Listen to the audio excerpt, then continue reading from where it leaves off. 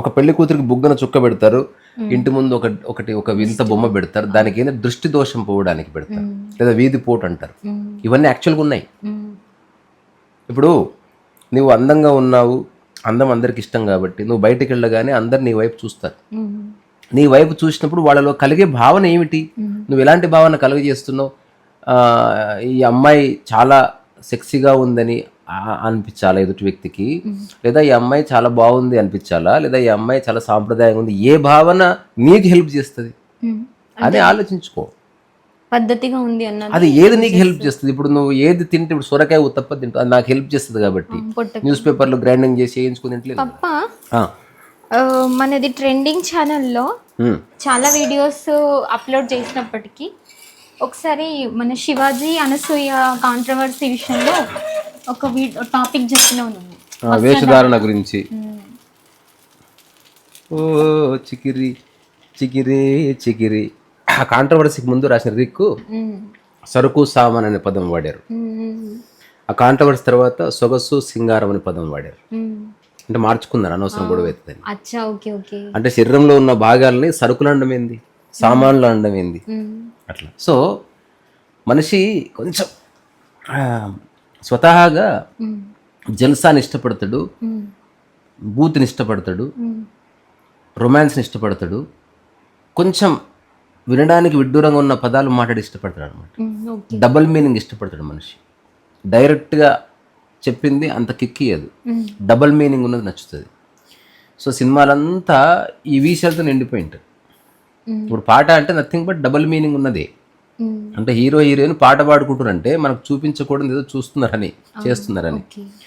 So ఇప్పుడు నేను రకరకాల విషయాలు మాట్లాడినా ఎందుకు ఆ వీడియో విన్నారని నేను చూడలేదు. యాక్చువల్గా చాలామంది వింటే వినిండొచ్చు. ఆత్మజ్ఞానం అందరికీ అవసరం లేదు, బట్టలు అందరికి కావాలి కాబట్టి ప్రాబబ్లీ ఆ రేషియో ఎక్కువ. బట్టలు వేసుకొని మనిషి లేడు, కానీ ఆత్మజ్ఞానం ఆనందంగా లేని మనుషులు చాలామంది ఉన్నారు.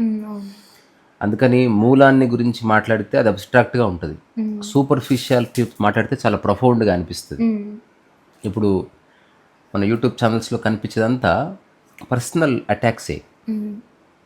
ఇతను ఒక పొలిటీషియన్ని, అతను ఇంకొక పొలిటీషియను, ఈ పార్టీ వాళ్ళు ఆ పార్టీ వాళ్ళు, ఆ పార్టీ వాళ్ళు ఎగస్ పార్టీ వాళ్ళు, ఆ తర్వాత ఈ హీరో ఫ్యాన్స్ ఆ హీరో ఫ్యాన్స్, ఈ హీరోకి ఆ హీరోయిన్ ఏదో అంటాడు, దాన్ని ఒక కుటుంబం ఉంది అంటాడు ఒకడు, ఆ కుటుంబ సభ్యులు ఫీల్ అయిపోయి ఆడేవాడు అన్నాడు అని అంటారు. దీని గురించి యూట్యూబర్స్ అంతా అతను దేని గురించి అన్నాడు అని చర్చిస్తారు. ఇది ప్రపంచం అంతా అట్లా కొట్టుకుపోతుంది. సరే మనం అందులో కొట్టుకుపోదామంటే నా కాన్షియన్స్ చెప్పింది నో. నేను మనిషి హాయిగా ఉండటానికి ఏం కావాలో అది మాత్రమే చెప్తాను. మిగతా వాళ్ళు మిగతావి చెప్తారు, అంతా కలిపి వాడు డిష్ వండుకుంటాడు అట్లా. సో అందుకని ఆ వీడియో చాలామంది చూశారంటే అందులో నేను వస్త్రధారణ గురించి నేను పాటిస్తున్న విషయాలు చాలా చెప్పాను. ఇప్పుడు కిచెన్లో వంట చేసుకుంటూ చూడు ఎంత నీట్గా, తల కూడా కనిపించట్లే.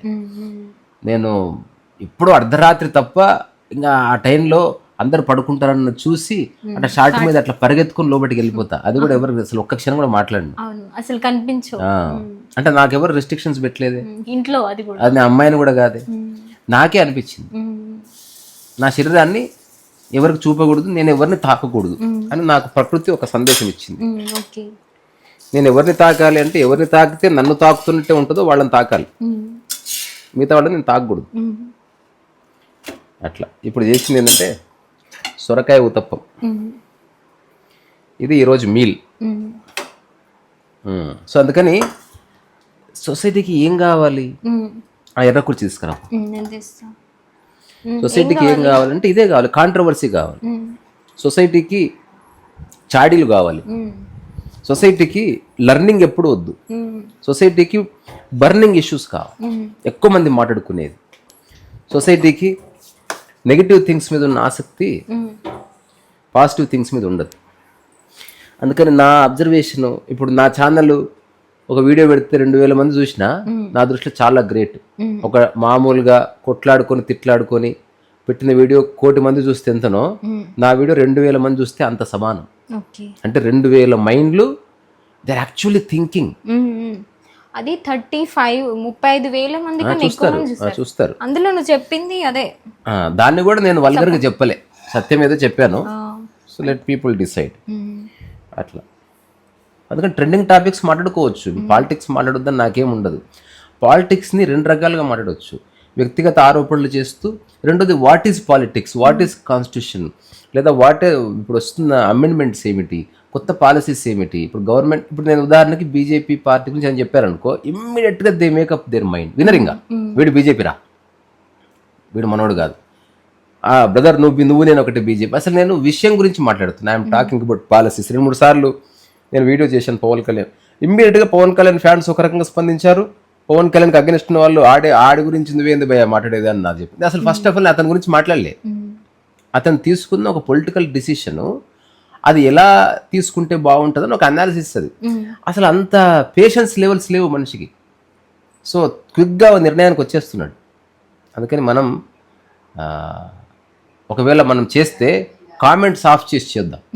We don't need comments. నేను భవిష్యత్తులో కామెంట్స్ తీసేస్తాను. మీరు విని అర్థం చేసుకొని దొబ్బేయండి. మళ్ళీ నువ్వు కామెంట్ బాగా చెప్పారండి, కితాబ్ అక్కర్లేదు, దానికోసం చేయట్లేదు. So maybe very soon comments తీసేస్తాను. అంటే నువ్వు చెప్పింది కూడా అదే కదా, అంటే సపోర్ట్ డ్రెస్సింగ్ గురించి. అవును, ఇప్పుడు శరీరంలో ఏవేవి చూపించాలి, ఏవేవి చూపించకూడదు అనేది ప్రపంచంలో అందరూ అంగీకరించారు. ఎంత సెక్సీ డ్రెస్ అయినా చూపించకూడదు అంతే. నిండుగా కప్పుకున్నా అంతే, ఒక రొమాంటిక్ డ్రెస్ వేసుకున్నా అంతే. నీ కాన్షియన్స్ ఏమైంది?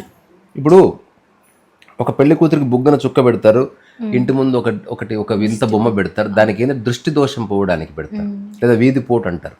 ఇవన్నీ యాక్చువల్గా ఉన్నాయి. ఇప్పుడు నువ్వు అందంగా ఉన్నావు, అందం అందరికి ఇష్టం కాబట్టి నువ్వు బయటికి వెళ్ళగానే అందరు నీ వైపు చూస్తారు. నీ వైపు చూసినప్పుడు వాళ్ళలో కలిగే భావన ఏమిటి? నువ్వు ఎలాంటి భావన కలుగజేస్తున్నావు? ఈ అమ్మాయి చాలా సెక్సీగా ఉందని అనిపించాలా ఎదుటి వ్యక్తికి, లేదా ఈ అమ్మాయి చాలా బాగుంది అనిపించాలా, లేదా ఈ అమ్మాయి చాలా సాంప్రదాయంగా ఉంది, ఏ భావన నీకు హెల్ప్ చేస్తుంది అని ఆలోచించుకో. పద్ధతిగా ఉంది అన్న అది ఏది నీకు హెల్ప్ చేస్తుంది? ఇప్పుడు నువ్వు ఏది తింటే, ఇప్పుడు సొరకాయ ఉత్తప్ప తింటా, అది నాకు హెల్ప్ చేస్తుంది కాబట్టి న్యూస్ పేపర్లో గ్రైండింగ్ చేసి వేయించుకుని తింటలేను కదా, అది నాకు హెల్ప్ చేయదు. ఏది హెల్ప్ చేస్తుందో అది తింటున్నావు. అటనే ఏ డ్రెస్సింగ్ నువ్వు సమాజంలో కదులుతుంటే నీకు హాయిగా ఉంటుందో అది చేయాలి నువ్వు కదా. అది చేయకుండా అయ్యో ఇదేందో వచ్చింది.